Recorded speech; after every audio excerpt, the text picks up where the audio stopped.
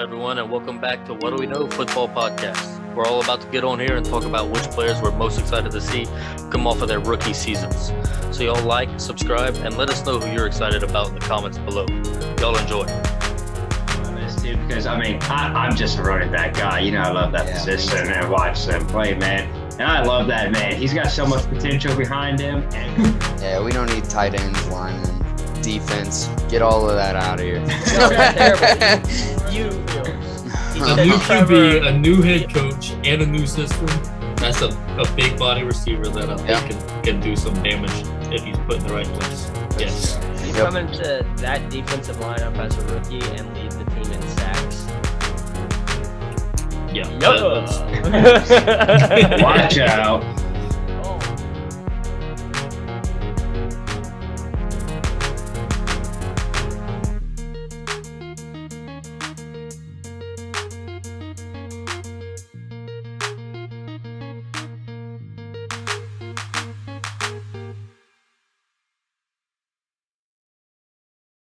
And what about? Hey!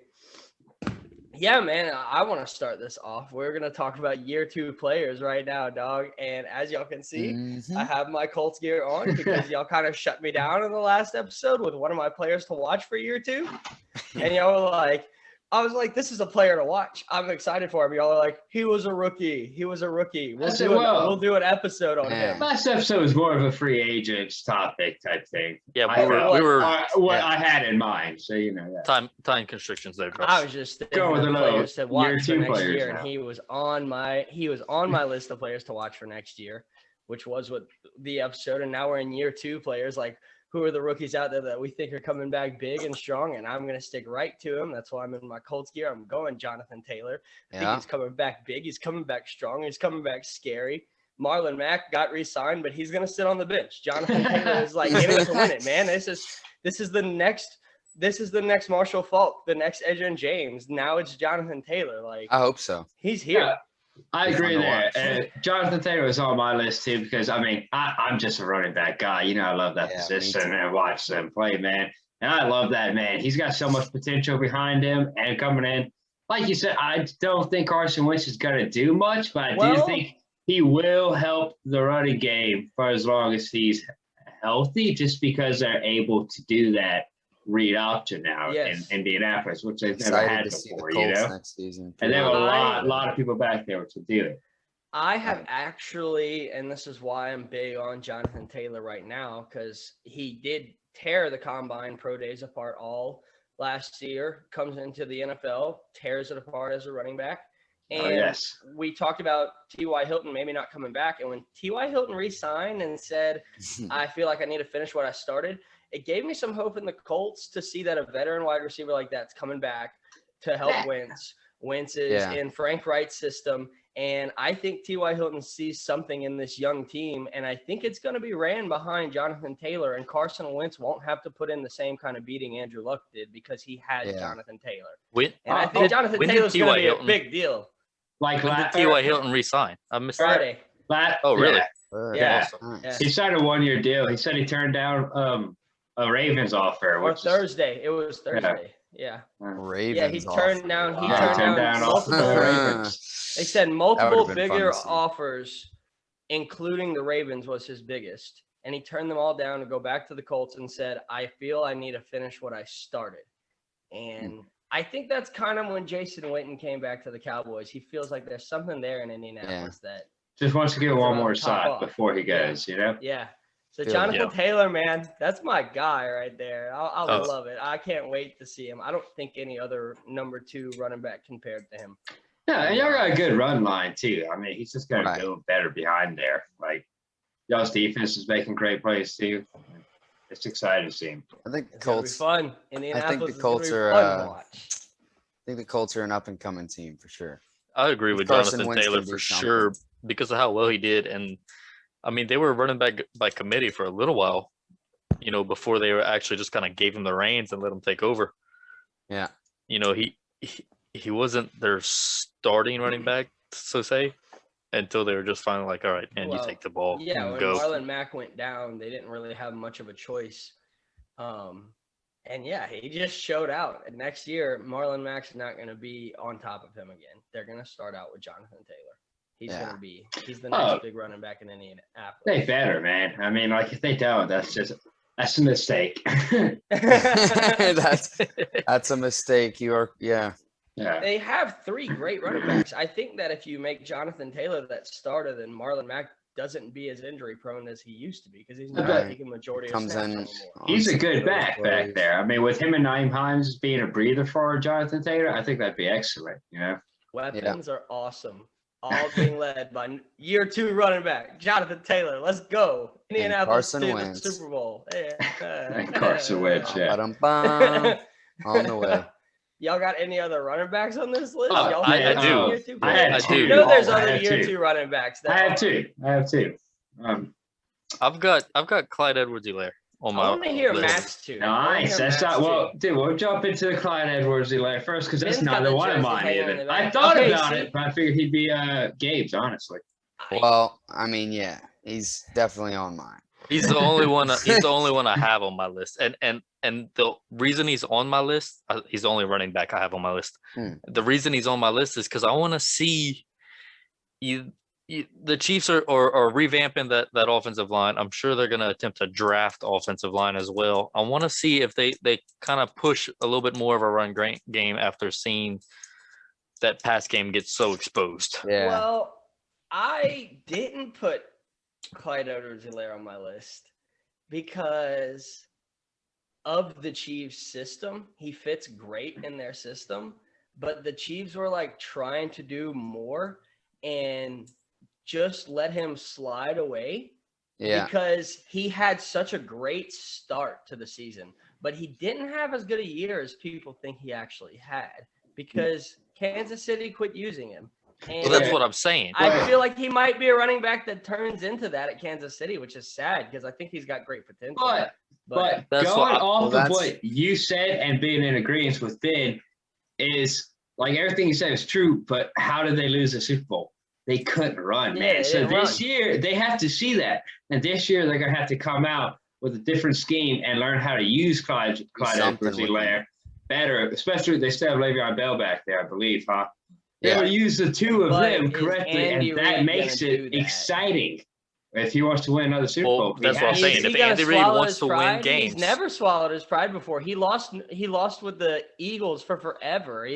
Because of his scheme that he refused to change it, and then he got the perfect scheme in Kansas City. He's won, and he knows he has a QB he can keep winning for him. He just has to give him a little bit more help. I think at this time, on my list. I think at this time it's not going to be as much swallowing his pride. There's a bunch of variables. It's going to be him just trying to think of another genius way to open up. He is a genius. His key play, but he's a prideful genius. Yeah. But you can't. You can take Belichick is a prideful genius too. Like those guys are animals. For sure. That's it, Josh. You just said it, and that's why I'm curious to watch Clyde Edwards-Helaire next year. And the Chiefs as a whole, because there are a lot of variables. Can he be great? Because he started off so great.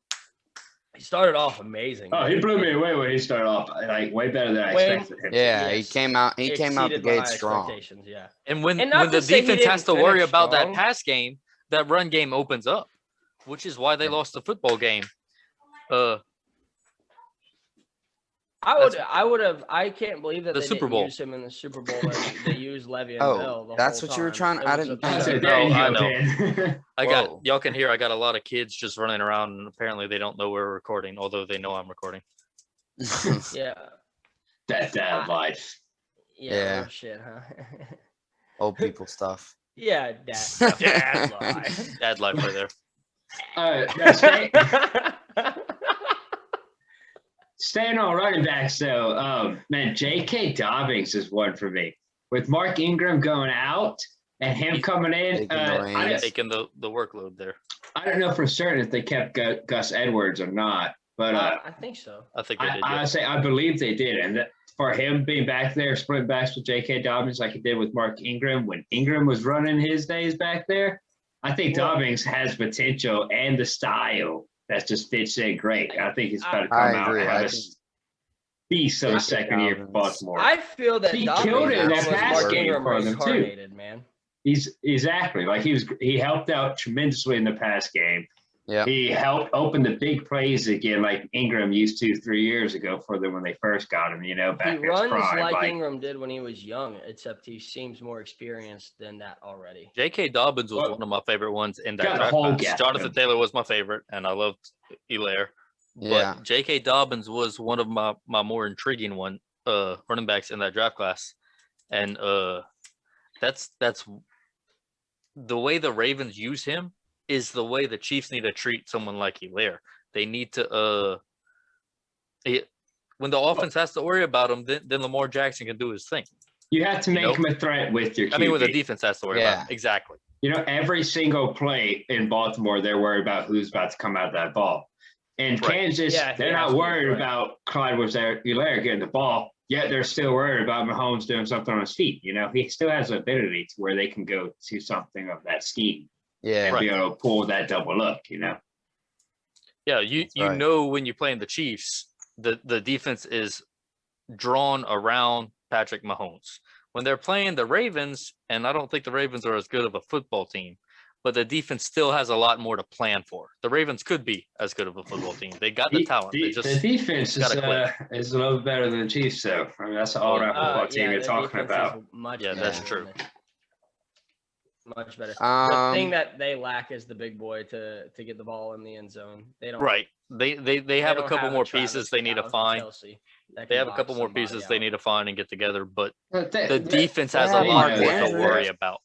They do have Mark Andrews. Isn't as rough and tough though. Like they know that. They know that. Far more finesse. Even though That's Kelsey's finesse, Kelsey's still he My can whole do life like talks about Gronk, the he ball. can turn his shoulders, box you out, take the ball. But that Ravens it's a little offense pretty. is kind of just becoming that finesse is what they're doing. They're all speed, scat, right. moving But around. imagine if they had a Chase Claypool on the outside for them to have to worry they about. need Whenever another you can put element Brown for in you the to worry end about. Yeah, I slot. agree. Yeah, it would make it would amp their game. But Right. to get back on topic, what is the other running back on this list, Matt? Because I'm curious. The other running back, DeAndre Swift. And I think it is DeAndre Swift. It It is the same. was same. one of my favorite running backs going into the draft. The previous draft, of course. Yeah, one of my favorite running backs going into the draft lands on one of my favorite teams. Honestly, even though they suck and have always sucked, I Where always all heroes loved go the to Lions. And I hated that he went there. Yeah. Because, exactly, where all heroes go to die. But I think having Jared Goff back there now, like they're going to have to change their style of play a little bit, maybe go back into that play action, focus on the run, and have to get an offensive line back there to help that. And that makes me excited for DeAndre Swift because I feel like you might see a little bit of Barry Sanders, Detroit, where it's just rely on him now, it's put time, the ball in his hands and let that Yep. quick elusive back just scat his way through, Time Yeah, to it's go back to time. what you Over said. our time period, we have now seen running back, receiver, quarterback. We go back to running back again now in Detroit. Right. You can only have one great one at a time. That's it. Mm-hmm. DeAndre Swift running back now, We lost the QB. Now, okay, running back is Had the running back, back had the receiver, had the QB, running back again, baby. Let's go. Yeah, we don't need tight ends, linemen, defense. Get all of that out of here. No, it's terrible. You Those are never- big glory players, but You can't not like the Lions, man. You always have to pull for them because they've been an underdog their entire life. But when you're watching the draft or the free agents, you never want to see your the player players you go. like go there. No. You're like, oh man. I mean, at least I'm Oh. gonna pull for you, but You're not gonna do anything. I'm gonna pray that you go to someone else when your rookie Yeah. contract ends. Yeah, well, I'm gonna get you start, Right.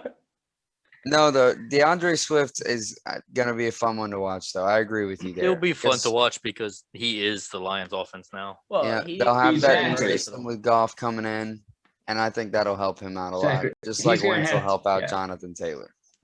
He's a very versatile player, man. He's very fun to watch. I like, man. We've been on so many running backs. They're But great. huh? They're great. They are That's true. great. Running man. backs are the And most one fun. that one that I think, didn't start well at all. Man, I didn't even have plans to talk on him, but we were on running backs and it's just feeling good. I think he didn't start well at all, but he ended like a monster. And that's Cam Akers. Since we're talking about Goff and Detroit with I thought Swift. you were going with Antonio Gibson here.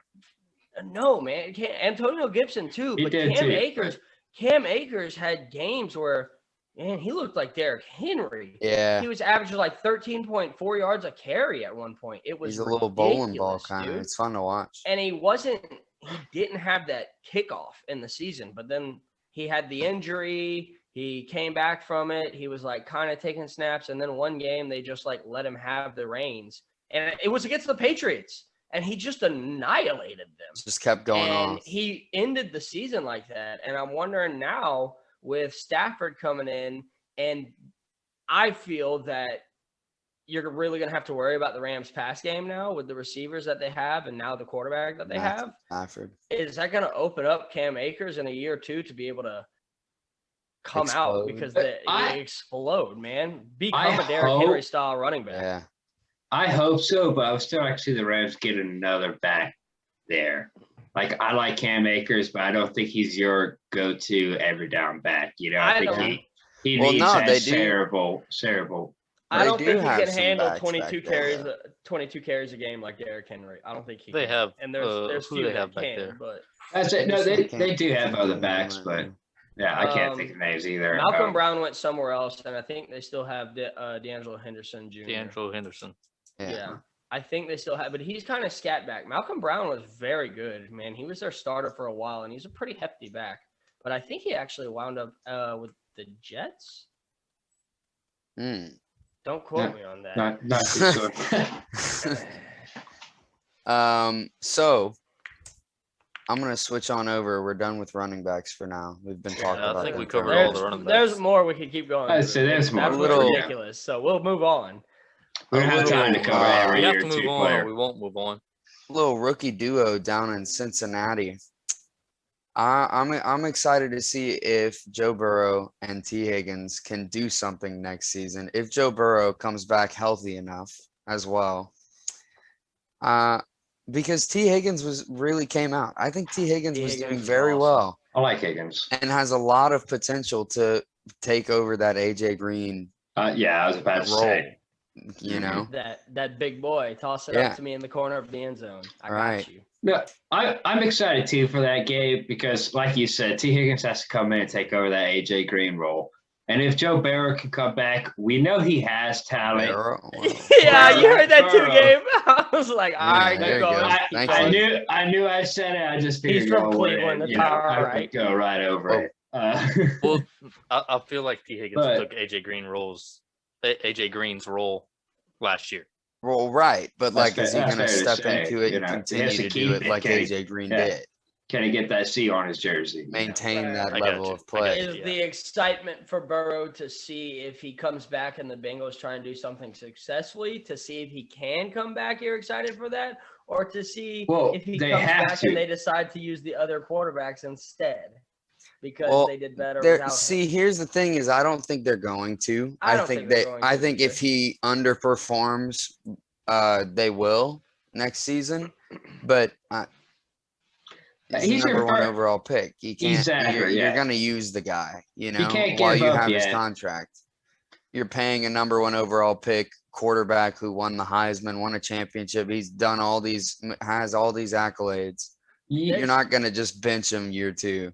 You just can't after an ACL injury too. I wouldn't put can't for abuse me personally. Yeah. For me personally, I don't can't stick to the same style of play. You gotta go to something else and keep them safe. Yeah. I was gonna say I don't put the words excitement for Joe Burrow next season for me personally. No, I was more T. Higgins. Yeah, I'm excited for T. Higgins, yeah. But for me, Joe Burrow is definitely he's on my watch list like yours, Gabe. And it's not necessarily excitement. It's like curiosity. Yeah, right. So many questions. Like, is he even going to play this year? Like, will he be all right? Yeah. That's question number one. How his legs do. Right, that's question number one. On him. Nope. And once that question's answered, then it's like, okay, now where do we go with Joe Burrow? And that's how I feel about it. I haven't heard anything on him. I was telling that to my wife. I'm like, you hear about injuries, and you can always, like they say, Dak Prescott's going to be 100% by April. I said that means he'll be 100% by August. I haven't heard anything on Joe Burrow. That's not good. No, in my opinion. Yeah, I mean, so that's like Saquon Barkley. The dude's been out for 2 years. They're still not talking about him. Is he ever coming back? Did you see the video? That's what I was telling y'all about. I was like, oh man, yeah, that looks like he's stretching, but it's like, Saquon doing exercises on that comeback grind. And I'm like, dude, dope. Yeah, let me check him out. And I'm like, hey, that's really awesome. That's really awesome that he can stretch like that. But can he run? He can't. Watch him stretch. You're heartbroken watching him stretch. You're like, oh, damn. Ooh. Like you can see it's tight. You can see not it's fun, tight. man. You're like, don't put him back in the game yet. Yeah, I feel that, Josh. I'm on that same page of, I'm more just curious to see what happens to Joe Burrow. What does he do? Yeah.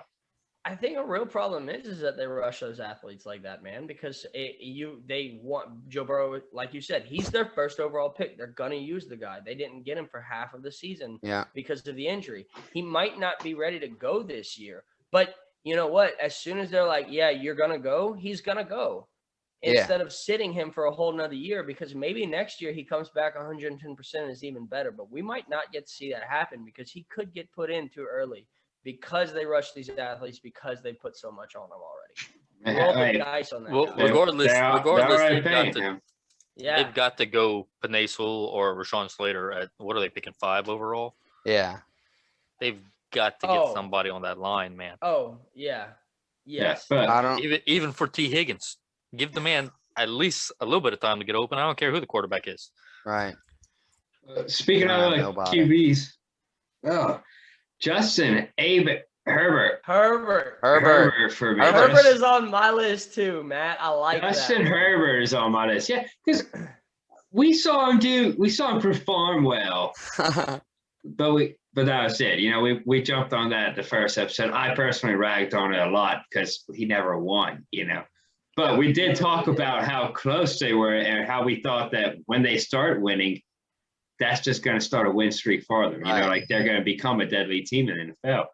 And that's why I'm excited for Herbert this upcoming season. To catch that win streak. This upcoming season, I want to see if he's going to catch that win streak. And I want to see if he does even get a win this year, if it's going to actually start a win streak, or, you know, we'll see a win once. They'll just wait and watch Justin Herbert win every game again, you know. I think my man has a big year. I think he has a big year too. I think so too. I like the kid's watch Justin Herbert win MVP. No. Here's my thing with Justin Herbert. It's like he did everything he could to win last year, and it was never enough. So is it like a lack in chemistry that they're gonna have next year, or was it just he couldn't do enough? Like. I think a lot of things. I don't think it was a lack of elements, no. Gabe. I mean, they have the weapons. They have the weapons. Chemistry, I would say chemistry could be a big one because they have a lot of good, they have great players, man. Like their players are good, their backfield's good. Well, I mean, you had times Herbert would launch the ball 50 yards to a wide open receiver, and it would literally go straight through his arms. Like, well, that's the thing is Herbert wasn't supposed to start from the get-go. All right, so like was that chemistry being built? Probably not. You didn't have a preseason. I mean, you didn't have preseason camps and everything built as once he's the starter.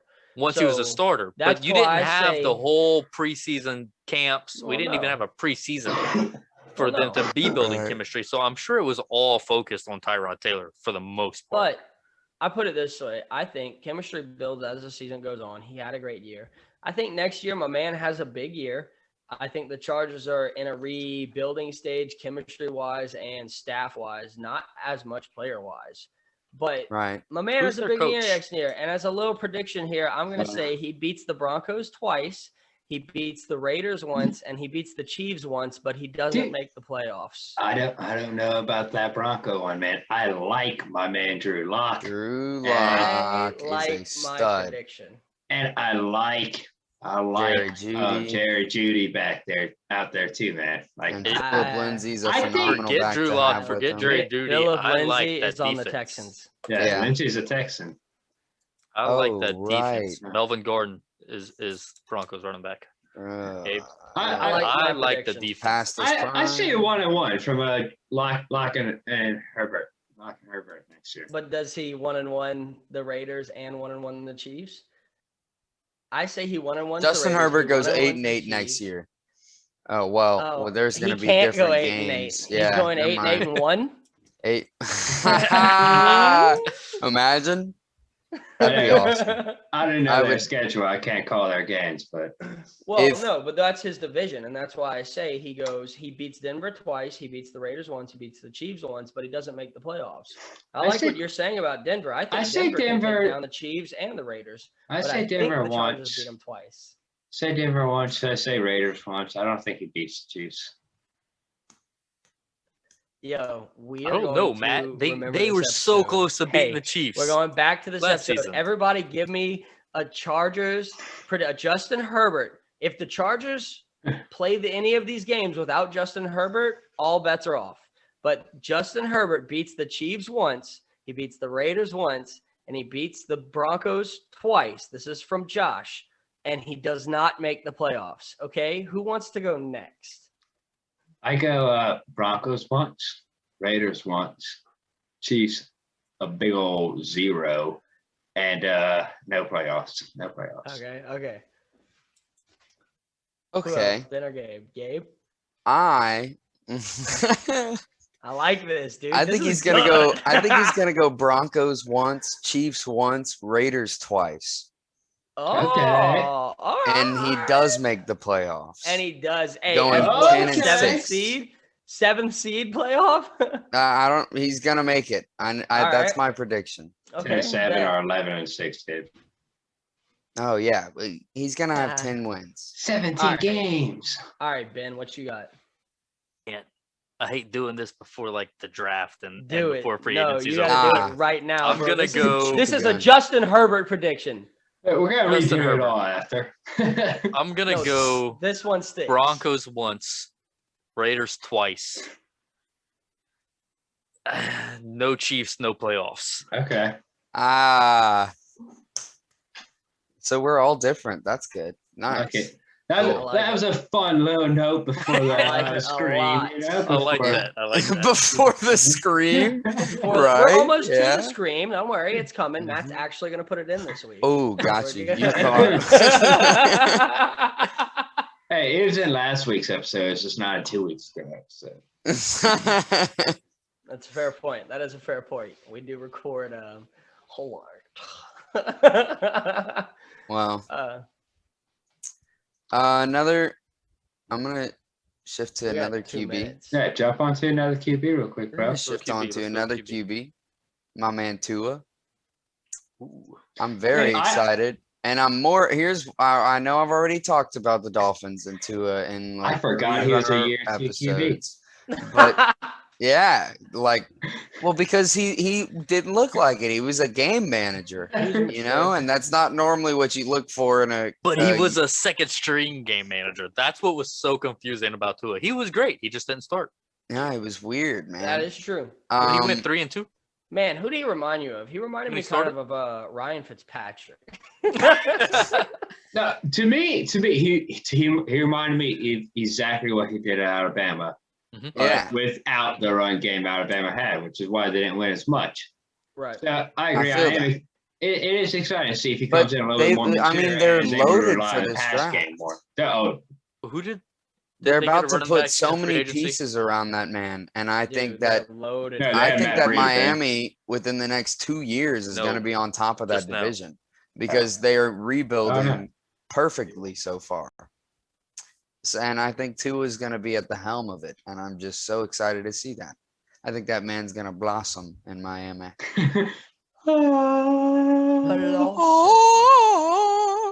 Is it me you're looking for? Okay. Scream of the week's about to hit. Catch you in a moment, dog. I think I have to. We're good. We're recording. Whoa! Long scream. How about that break? That was quite a scream. So Gabe's excited about Josh. Malcolm Brown went to the Dolphins. That's what I found out on the break. Yeah, there we go. So I knew they had got a running back. It was the one you thought Nice. went to the Jets. But yeah, they have what like 3 first-round picks. Yeah, they've got. Said. I think they've got 3 first-round picks, and they just got some extra ones in the 3rd. I think the Dolphins are in rebuilding stage, but they're in like the perfect situation. Yeah, they're in a good spot for it. They have their quarterback Tua, who looks promising. He looked like a game manager, which is what they need. And they've got all of these picks to build around him. So I'm just excited to see what they can do. I think the future is bright for Miami. Yeah, I feel that. I agree with that completely too. Yeah. I'm excited for them. I agree. I feel like they're probably going to end up getting like Devonta Smith or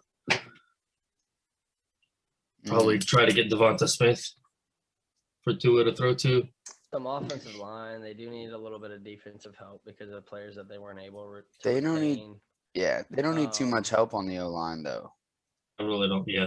He could O-line's use not some a- big targets. He You could are use right. He some, could use but- a big target, but Devontae Parker played very well last year. Yeah. But And they picked Devonta up Parker's more of that Would be great. big body, and him and Gesicki. They need that speed. You know. they need that. No, they need that. Well, they have- yeah, they got so much speed, man. Yeah, but they have need that speed, CD but they Lamb. don't have a bruh. playmaker. That's what I want to talk about, man. Yeah. CeeDee He's on my Lamb. list. That's what I want to talk about. CeeDee Lamb, man. I want to see because he went 935 yards Mm-hmm. with a third-string offense. Yeah. He was number 2 on the team in receiving yards. He had Actually had a higher yards per catch than Amari Cooper had, and he had the same amount of touchdowns as him. Ben DiNucci, Andy Dalton, Garrett Gilbert, Hey, don't hate on and Andy Dalton, bro. That's no the starting no quarterback of shade the against Bears. Andy Dalton, but he had a third-string God. offensive line blocking for him. Right. You know, Yeah. like I want to see what CeeDee Lamb does with a healthy offensive line and a healthy A Dak healthy Prescott. Dak with Prescott, a healthy yeah. Cowboy. Yeah, he is one. I am very excited for him. It's fun. CeeDee Lamb. Most of the receivers in the draft, I'm excited the for. receivers you again. can talk about more of them than you could with the running backs. The Yeah, receivers are. I was about to say we can go on forever with outstanding receivers. Last year, man. The Justin names like Jefferson, Laviska Shenault. I'm excited for him next year. I have Laviska Shenault on my list too, Gabe. I mean, Jags you are also- probably going to take Trevor Fields, and Laviska Shenault already made his place there on that roster as one of their leading receivers. So come in with a brand new QB that has the chance to put the ball where he needs it to be. I think and a brand new system. Shenault could break out. Right. Trevor Lawrence, new or head Justin coach. Fields, right? You said Trevor Fields, or did you say Trevor or Fields? He But said that Trevor or threw Fields. me Yes. Trevor so or off. I was like, No, wait a but minute, it's Lawrence or Fields. He A said new Trevor- QB, a new head coach, and a new system. That's a big body receiver that I think can do some damage if he's put in the right place. There's too Yeah. many. There's There's too many receivers, man. It's crazy. You one that comes to mind for me is Brandon Ayuk. That dude's a Oh, yeah. monster. Yeah, Chase Ayuk Daniel's is a monster. beast. Justin Jefferson's a monster. Jalen Rieger's a monster. CeeDee Lamb's a monster. Like there is an absurd amount of Chase receivers Claypool. to talk about. Chase I think I Claypool. said Claypool, right? He didn't. Uh, I don't think so. Yeah, he did. He did. Did? Yeah, Yikes. Oh well. it's insane, man. That's why I just had to throw CeeDee Lamb out there because personal preferences, he's my favorite out of all of them. But we've already kind of gone over this, right? well, and I Opposite want to is see. I Justin want to see what he does Jefferson, man. with the starting quarterback. Yeah, Right. yeah. Oh, yeah, I yeah. think- We saw That would Justin be offense. Jefferson, right? We saw all these other guys do what they can do, and we just want to see if they can do it again next year. CeeDee Lamb, I don't think we've seen what he can do yet. Yeah, know? Yeah. Dallas was not in a position to succeed last year, but I also think that goes to Brandon Ayuk as well. Yeah, and that's true. and as Gabe talked about earlier, T. Higgins. Those Yeah. are 3 receivers Yeah. out there that didn't really true. get put in positions to succeed because of And they still made stuff happen. Yeah, and they still made things happen. And yeah, CD and Ayuk and T. Higgins to me are on that list of I'm excited for their year twos. Right. Not to say I think Justin Jefferson might be a blow up player next year, dude. He was a blow up player last year. Yeah, exactly. Like his year two could be wild, but he'll be kind of one of those that like if his year two isn't wild, people are either going to be very disappointed and talk down on him to be like, oh yeah, he was just that one-hit wonder rookie. Right. Wow. Did we all say one-hit wonder? But guys like CeeDee Lamb, who kind of flew under the radar just because of Dallas kind of was shit. With a healthy offense, I think he has an even bigger year, and then he doesn't really fly under the radar, and people realize how good of a rookie year he actually had. Right. Yeah, I agree with that. It's the T. Higgins effect as well. But the thing about Brandon Ayuk in that. The thing about CeeDee Lamb too, though, is he's got Amari Cooper and Michael Gallup both right there that the defense has to worry about. He's in the perfect position to succeed with a healthy Dallas offense. Yeah, T. Higgins just lost both of the other weapons. Right, T. Higgins is the target. Tyler Boyd still is out there, man. So it's still a Boyd, and Boyd's just got Tyler Boyd is a very underrated receiver, man. He's very underrated receiver. Hey, I want to shift. I'm gonna stay in Dallas's division. I'm gonna shift to defense here, and I want to see if y'all know where I'm going. Chase All right, football team, Washington football team. Chase Young led the team in tackles, 50% of his starting games. 88 tackles, 2 sacks. This is the man. 7th round pick. Kamren Curl, safety. Oh, the out of Washington. Kamren Curl. Oh, I was like, where did he come from, man? Not the stats. I was like, you know what? Where did he come from, man? I've actually always been a fan of Kamren Curl, but I'm not gonna lie, I didn't know he was a rookie last year. I thought he was a player that was drafted like 3 years ago and just was never used. So yeah, that's a good shout. That's a good shout. Kamren Curl. Man, okay, he played more snaps in the box than any other safety. He had 88 tackles, 2 sacks, 3 interceptions, and a touchdown. And he led the team in tackles 50% of the games that he started. Yeah. That's incredible for a 7th round pick. They utilized him very well. Yeah, that's insane. But I went back once I was looking and researching these year 2 players, and I saw his name. I was like, it's not ringing a bell. So I went back and looked, man, his highlight film's nasty. Yeah. He's got a nose for the football. He's got a nose for the football, and for a deep back, getting off the blocks and getting in there, make tackles. He's an impressive player. I like that's a steal out of the draft that no one's talking about. Yeah, he's got good vision. Mm-hmm. A very Tyrann Mathieu style player, dude. Washington is gonna be scary, man. We've talked about Washington so much already. The defense is gnarly. And I'll tell you all 4 of those teams in that division. I was about to say, all 4 of them are up and coming, rebuilding, and looking like they're going to be deadly. Yeah, because I'm here chanting Chase Young, which is just the obvious choice. I was like, this is on my list of players because this is the Predator. This is the man who went in and he's terrifying. Had the chance to injure the number 1 overall pick and did because he's like, I should have been. No, he felt terrible about it. You know, he didn't do it on purpose. But it really, man, we've had that. If I was Cincinnati, I know you need Joe Burrow, you need the QB, but Chase Young was like having LeBron James in the draft. Well, see, that's what I said. The Bengals needed a QB so badly, and Joe Burrow was so obviously the best QB in that draft. But Chase Young was so obviously the best player in that draft. It was so nobody could deny that. So it was either picking the best player in that draft or the best QB, which you really need. Yeah. Well, Josh said, Chase Young didn't do it on purpose and he felt terrible, and that's true. And he didn't do it on purpose. But playing the Bengals, playing the guy that went before him, he had something to prove. He was playing just a little bit harder, and it resulted in Burrow's injury.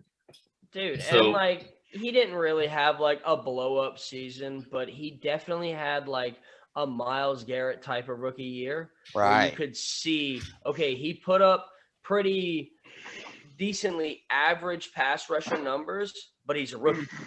Right. And so people out there that look at it as if he didn't have a blow up season because they expected him to be this big deal, you just wait because of the impact he put on that field just by his name and his presence of being there. The better he gets in his maturity, he'll be like Myles Garrett in the next couple of years. He's going to be a terrifying pass rusher. You can see the development is there. Exactly. He's a rookie player. He's got to come in and figure out the game, figure out how he's going to play compared to how he played his college game. And he'll be right back to his old self. I mean, it's going to be, he's going to be a player to watch. If you watched him this year, like you said, he had a solid season. It wasn't what people wanted from him. Number 7.5 sacks though, man, is good. And but 3 forced fumbles and a touchdown with 2 fumble recoveries. He was very close to like the ball on all those plays though. Like even if he didn't get a sack, you could tell that, like you said, if he progresses at all, he'll be there. Yeah, I say that's something he brought from college to the NFL. It's just continuous chase of the football. No matter where it was, he was 10 feet right. Well, you got to think about that too. Just like Myles Garrett was, college players have they got a lot on their plate. They got classes. They're limited when it comes to money. Lots of them, So now Chase Young's job, and he's getting paid very well to do it, is to be in the perfect shape of his life. So there will be a lot of development from here on out, and you can see that it's going to aid him incredibly. He's going to be a scary man to watch. Yes. You come into that defensive lineup as a rookie and lead the team in sacks. Yeah. Watch out. All righty. Yeah. So another year too. The entire Carolina defense. I'm excited for. That's the third time we mentioned this, man. I know, but that's so. I mean, there's so many of them to have half of your defense starting be rookies. I think they were starting 4 of them all season, and threw in a 5th one halfway through. Like those are developmental players, and to have such a young defense coming up, all showing that much potential. I think Carolina's defense is going to be one of the best in the leagues because you've got Jeremy Chin coming in, who we talked about. Jeremy Chin reminds me of like a healthy Derwin James. That's a big man playing safety back there, But he's 6'3", long. 6'4", 220. But yeah, he's very rangy. Very rangy. I feel like we're in the midst of watching a very interesting transition in the NFL because in the NFC side, we've already talked about how you can see the only teams that are really dominant, but it's like the rest of the teams are all very young.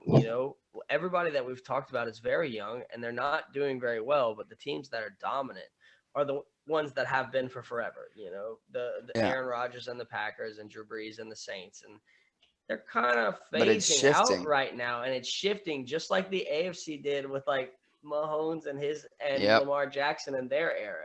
We're gonna get to see the new reign, like a new reign, basically. Right. And we're watching all of these teams build up, trying to become that team. Dogs. There's a bunch of teams that are coming up soon.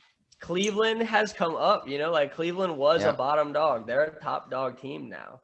And Kansas City was the same. They're a top dog team now. It's fun to watch it end and restart. It's fun. And everyone we've talked about, Carolina looks like they might become a top dog team because of that defense. Washington is so close to being a top dog team.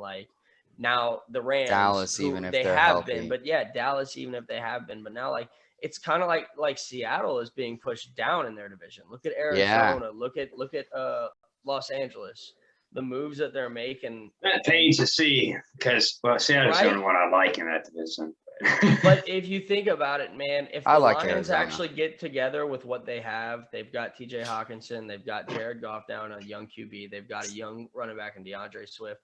If they can start to get their stuff together, them and the Vikings are the ones that are kind of moving to the head of that division because the Packers will slowly fade out, and it could be an interesting twist. I just feel like where there's movement going on right now in the NFC, and it's turning, and the AFC was just a little bit ahead of them.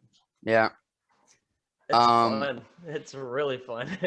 So you were talking earlier about how players are rushed into things, and that could have been the issue with Joe Burrow. No, One player who wasn't rushed into things, Jalen Hurts, was sat the bench all season.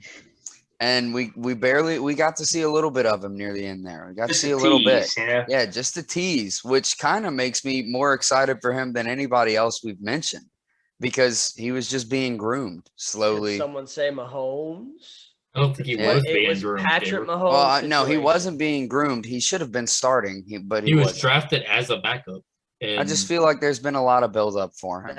He is a Patrick Mahomes story. That's literally like. Yeah. Patrick Mahomes was drafted as a backup. He was drafted second round, just like. But Patrick Mahomes was drafted to become the starter. I don't think Jalen Hurts was ever drafted to become the starter. I don't think they planned on starting him. I don't know why he wouldn't be either, but they got him in the second round. Mahomes was drafted 15 overall. Mahomes 18, was second round. Yeah. No, Mahomes was 18 overall. He was in the top 20. Oh, okay. So he was in the top 20. But he was passed over by multiple other quarterbacks first. Well, weird. Yeah, Trubisky and just bigger colleges. But I mean, I see it as like the very similar to Jalen Hurts, that they're both very matured in what they had gone through in college already. They both sat the bench as a rookie quarterback, which isn't something that really happens like it used to anymore. Unless you're a late round pick, yeah. Right. And then you come in and you get to play the last couple of games, and your starter was done for and your team was kind of done for. And year two, they need to let that man come back as the starter. They need to let him play. Finished. That's how Mahomes finished. In year two, Mahomes comes out as a year two player and is an MVP. They traded down. They traded down from the 6th to the 12th pick. They're planning on starting. But they traded down for the 6th to 12th pick because they was trying to get the 3rd to get Zach Wilson to start over Jalen Hurts. Which is they didn't. They did it. No, but so I think now they're like, still, to put that thought in their mind, like they might be stupid. I think Jalen Hurts could be a game-changing player in the correct system. He could. And me too. I love the guy. Is going to screw him over if they don't give him a chance next season. Yeah, because if he doesn't get a chance within his first 3 years, he's not going to get a chance. No, that's a Logan Thomas situation. He'll get Tyrod Taylor. Right. Yeah. He'll be that backup for every team for the rest of his life. That backup that can start. Yeah, the backup. He's going to start every time they get a new quarterback if they get replaced halfway through the season. Yep. Tyrod Taylor's poor career, man. Just the dude has been a starting quarterback for half a season, like for 5 years. I got one as a little game changer. We'll change some momentum here a little bit though. When you talk about you think Jalen Hurts could be a game changer, man, I gotta give a shout out to a year two right here is Antoine Renfield Jr. Yeah. Well, I mean, he already is a game changer. Yeah, he made it. Dude. Just watch that man grow into his daddy over the next couple of years. He is going to be incredible. You don't dog Tyreek Hill the way that he did if you're not a badass. He dogged everybody. Like, he really did. He came in his rookie season and was just like, yeah, I'm the shit. And I'm going to take over. In the Super Bowl, like taunting that man because like it was when earlier in the season Tyreek Hill scored on him and he's like waving his finger like this, just he's giving peace. And he's like I'm out. And then in the Super Bowl, Winfield is just shutting him down. He's 21, 22 years old, and he's in Tyreek Hill's face giving him peace. Like, oh yeah, bro. Like adios, we won the Super Bowl. That man is terrifying. Yeah. I'm so excited to see how his career on a defense goes on, man. This is going to be You think he's going to stay in Tampa Bay for a long time? Yes. I think he becomes one of Tampa Bay would be legends. I think he becomes a Tampa Bay legend. It's very early to say that, but if next year he comes out and plays the way that he did again, I think he becomes a player in 4 years that just like Arizona made Tyrann Mathieu highest paid safety. Kansas City made Eric Berry the highest paid safety after these rookie contract ended. And Seattle did it to Earl Thomas too back in the day. I think he has potential to be that next game-changing safety that whenever his rookie contract ends, the team doesn't really have much of a choice to make him the new standard for what that position is going to be paid. Yeah. Word. I think he has serious potential to do that. Bump it up. I can see that. I agree. I could too. Argue. Yeah. Yeah. You can't after this season. There's no like. I mean, if he continues, if he continues to play that way, that's just it has to be done. Yeah, if he tags along with the Bucs for another Super Bowl season, playing like he did, then he's just gonna stay on the rise. Solidified. Yeah. Oh, the Bucs. How weird is that the Buccaneers are like an actual team that we're considering? We're talking Tampa Bay Buccaneers could win 3 Super Bowls in a row. First team to ever do it, and I would not be surprised. And then Brady would retire and be like, "I have 10. I have 10 rings." Yeah, I guess. He's like, my fingers are full. Literally, I can't do this anymore. I gotta retire. I'm out of fingers. I want to stay. I want to stay. I'm on my way there. That's almost out of fingers. Hold that up. Hold that up, Matt. No, it's a little nubby. Oh, hey, cutie. I want to stay defense. Oh man. I want to stay defense because I talked about Bud Dupree moving in our last episode. Yeah. Alex Highsmith for the Steelers. He's the one that's going to be replacing Bud Dupree. He played 5 games. Played 5 games last season after Bud Dupree got injured, the sprained ACL or whatever. Yeah. He had 30 tackles, 2 sacks, and interception in 5 games as the edge rusher. So he's pretty exciting. He's one that I didn't really know about either. He's from Charlotte, and I went back and watched his game film, and he's pretty good. He's pretty fun to watch. So I'm curious to see. This guy had to start a few games when Bud Dupree went down, and he made the most of it. So I want to see what he does next year.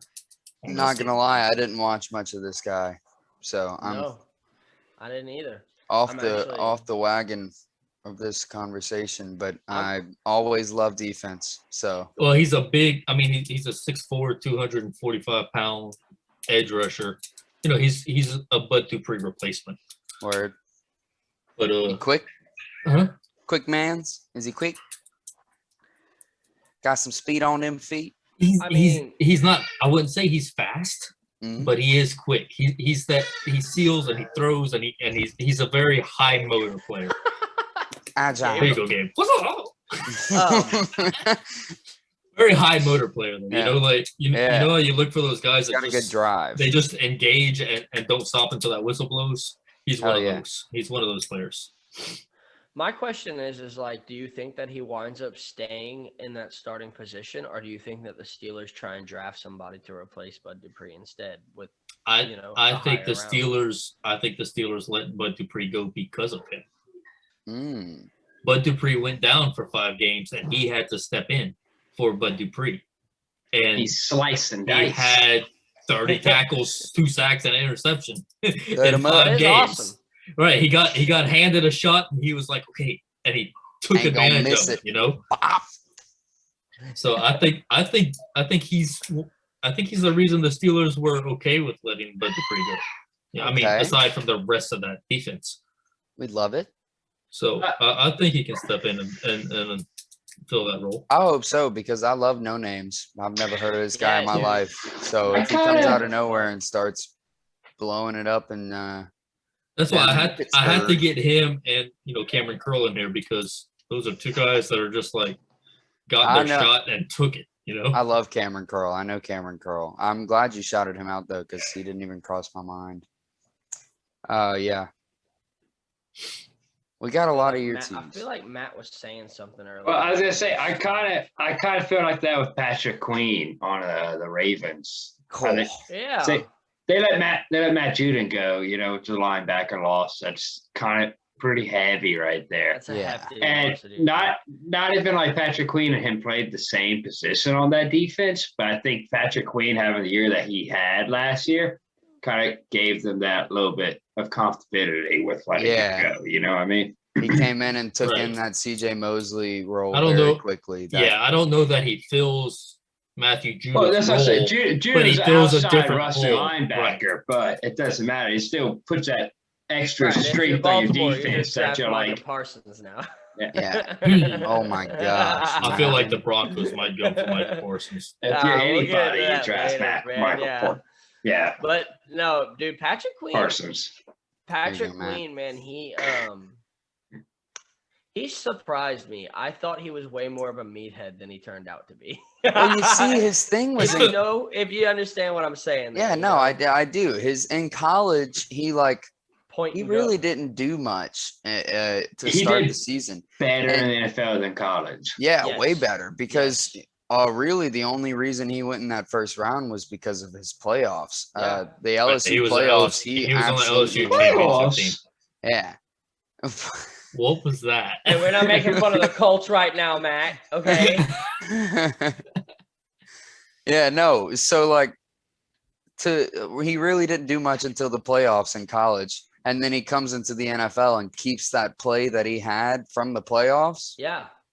I was very shocked by it. Very Yeah. proud of Yeah. him. Did a great I saw job. him as, like I said, a point and go type of player. And when he got drafted so early, I was kind of just like, man, he's a tank. He hits like a tank. Yeah, but I'd have put him but- late second, mid third, Right. maybe. Right. Not near as high as he went. No. I thought that was stupid of Baltimore when they took him that high. But Right. I thought they were he He did better. did what- that. No, I had a he did second what round Baltimore grade. needed. He did what Baltimore needed, man. He did his thing, and he still Yeah. hit like a tank. He definitely had some very rookie moves at times, but I mean, look at Marcus Williams. He's a rookie. You know, everybody's got a rookie move. So they all do. DeAndre Swift. Who was Henderson? The cornerback, Florida cornerback? yeah, for CJ Jacksonville? Henderson. Yeah, Yeah. Walked away after the guy caught the diving Yep. catch. He just stood dude, up that's and a ran in the end zone. classic one. That's the best. You see that one. That's all my the favorite time, rookie man. move, man. When receivers dive out, For and getting catch it, and attacking they leave down. the ball on the ground, and they just get up and walk away. They're like, Oh, fumble. oh, Fumble. no. Poor thing. Yeah. Great play. I mean, Bad that's play. another one though that still had a fantastic year though, man. CJ Henderson is a Right. beast, dude. Like There were a he's lot. lockdown monster. The rookie class this year like showed up and showed out. It was a different breed of rookies in the NFL. It really this year. did. It was wild. Yeah.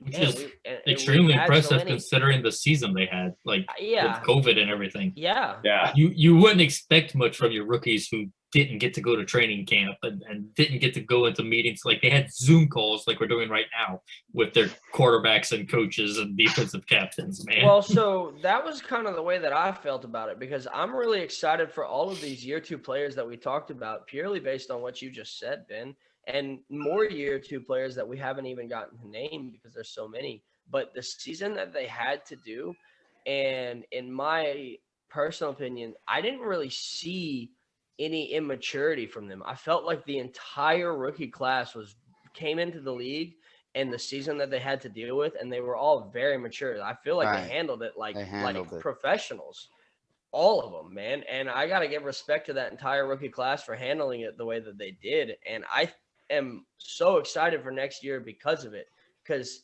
you always have like at least one rookie that comes into this and starts acting like he's the Johnny Manziel of the class. Yeah, the Johnny Manziel. And I didn't really, I can't pin anyone in my head, right? No, man. Am I missing a rookie that was just like came in here and acted the ass? No, I think you're right. And I believe think it's so. because we've really just got a new wave coming in the NFL of like respect almost. Yeah, people are man. people are just trying to show more respect to everything in the game. And I get that. And teams are looking for that now too, that level of maturity, because jackassing around and making a fool of yourself doesn't help in the locker room either. So That doesn't help in the locker room. The media is so prevalent. Players know that to succeed. I mean, look at Deshaun Watson right now. The dude Right. causes a little bit of drama saying he doesn't want to play for the Texans, and all of a sudden he's got 14 lawsuits against him from years 20. ago. oh yeah, When he Has it's building. 20 It's still lawsuits building. and building, dude. Like, you We should don't have need just to- kept your head We down. don't and need to played talk football, about man. Deshaun Watson too much. But No, in this players- episode. no. Players understand that now. I'm keeping my mouth closed on that situation there. Yes, you are blessed. Yeah, that situation is too sketchy to talk about.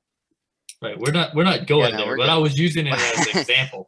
Players understand that now, that this is a job. You can get fired, like you can get hurt. You can get hurt. You need to keep your head down. You're not invincible because you got a big check. It's a lot more business than it used to be too. Yeah. And everybody's watching. You got crazy media out there. So nobody wants to get blasted on social media for doing some everyone's watching and everyone's talking. Right. Especially with the year 2020 had, man. 2020 had so much thrown at everybody. And dude, I think that those guys handled it like champs. I'm really excited. Good year for the rookies. Good year for the rookies. I hadn't even thought about that, but yeah, that was. You're correct. It was a very mature class. They were very mature class, dude. It's gonna be dope. These guys are gonna bring in, like Gabe said, a next wave of football. Like we said already, that we're in a transition. There's a new wave coming in, and it's fun to see. They were fun, man. Last year, I'm like, I respect the hell out of that. So I want to see where they go moving forward, and if the next class that comes in to follow will have the same mentality like this one. Dude, I think they will, man. I'm so excited for this next class, honestly. I think they will too. You're already seeing it in this next class. You're already seeing it in this next class. Trevor Lawrence isn't going to the draft. He wants to watch the draft at Clemson with his teammates. Najee Harris drove 9 hours to the pro day he wasn't participating in because his flight got canceled and he wanted to go support his teammates.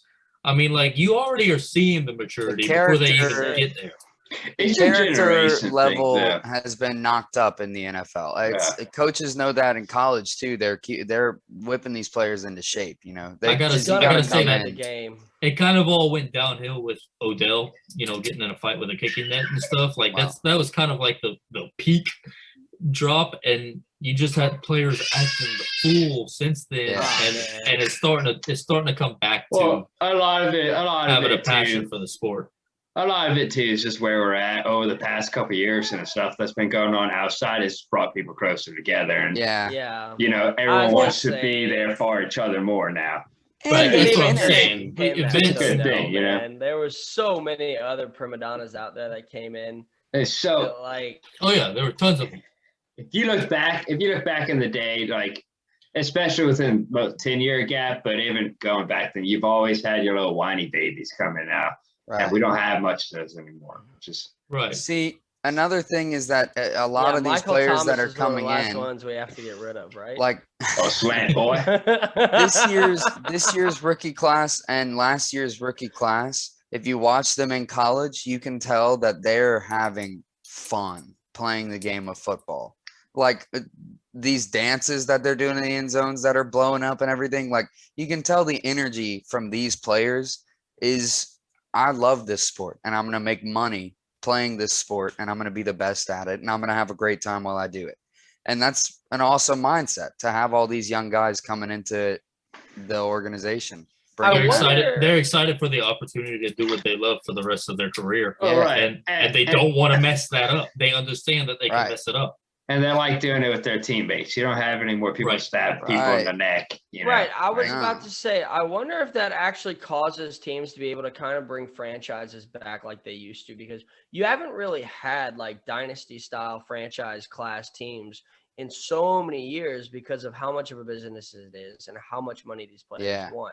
And I'm wondering if these younger generations, because of what Matt just said, they got their guys, they got their squads, they got their guys. If someone like Patrick Mahomes, who's loving his life in Kansas City, making more money than he needs, and these kids are coming on board with him, and they're like, well, we have to re-sign him. And Patrick Mahomes will be like, whatever, I can lose a little money. Let's keep him around. Well, my homie. It's like the Bucks right now, man. The Bucks, the Tampa Bay Bucks defense is all they all work everybody restructured their contracts because not only do they know that they're a Super Bowl team. Tom about. Every team was together. always the Patriots and the Bucs has always been something around his teams that people will take pay cuts so that they can all stay together. And that's why my man got so many bling blings, bro. Dude, if he wasn't so old, the Buccaneers could be a dynasty under. The Buccaneers are a perfect example of what I was just saying, because that defense, the entire defense is so young and so talented, and they're having just a great time playing with each other. Because they were part of those teams that were messing around in college, kicking the shit out of everybody they played, but now they're in the NFL and they're still doing it. They're just clowning. Like, we're playing football, making money and getting Super Bowl rings. Shaq Barrett and Devin White and Sean Murphy Bunting and Antoine Winfield are all under 26 years old. Yeah. Like, they've got a young roster. So awesome. Who's ready to tear it up. Vita Vea in the middle. Yeah, you're right. Vita Vea's right there too. It's exciting, yo. It's exciting. Year twos. Yeah. Years twos. This year is gonna be good. I'm ready to see the year twos, man. Hell yeah. That's about time though, I think. Yeah. Yep. Not too bad. Wrapping it up. So where are we going next week with this? So I think we're doing a combine review, man. I think we're going to take a review. Start into the future. Dig a little deeper into that draft. That's gonna be fun. I love those. I have a favorite player in the draft. Well, everybody does, Tune in. Find out in like 3 episodes. Or maybe before. 3? Wouldn't it just be 1 after this? I feel like it's the next after this episode. It's just the next. We're just gonna next. Give people some suspense, man. Like, hey, you're not gonna find out next episode. Next episode, we're gonna open up, and it'll be the first thing that blurts out. Oh yeah, man. Now, Josh's favorite player is Tiger Woods.